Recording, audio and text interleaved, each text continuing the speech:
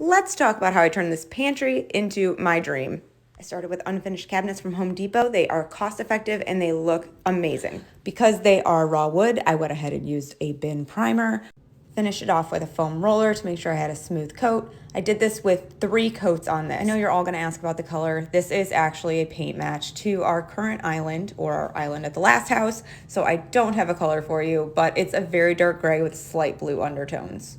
Once I had the cabinets painted and they were drying, I went inside and started removing the racks. I have never seen so many screws and so many drywall anchors in my life.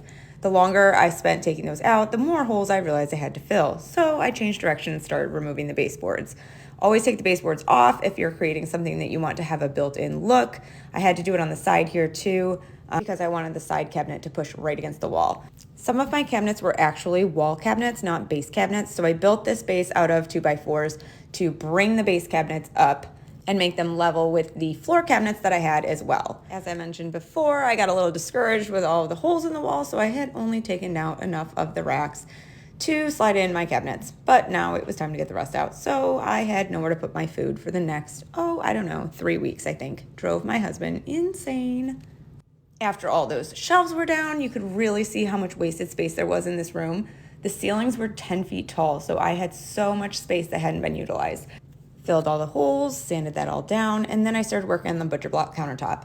I used a Danish oil to seal my countertops. I wanted it to have a pretty natural color, so I went with the natural Danish oil. I think I did 3 coats on these. You want to make sure that you get it on the ends after you make your cuts. So here you see me making cuts. After that, I went back and I oiled the ends. Otherwise, you're going to have expansion problems.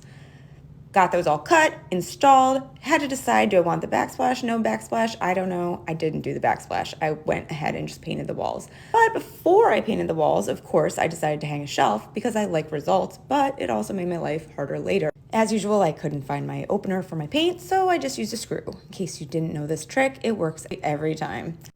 Zebra triangle brush to the rescue again. Look at those nice clean lines. I used Sherwin-Williams City Loft in here. It's the same color I had in the rest of my house. Caulk the seams. Always use tape so that you don't get it on your butcher block. And once that was done, all the shelves were in. I had to put in the toe kick last. I don't have a video of that. I honestly couldn't love the space more. We had drawers for the kids' snacks. The Lazy Susan let me put all my big pots and crock pots away.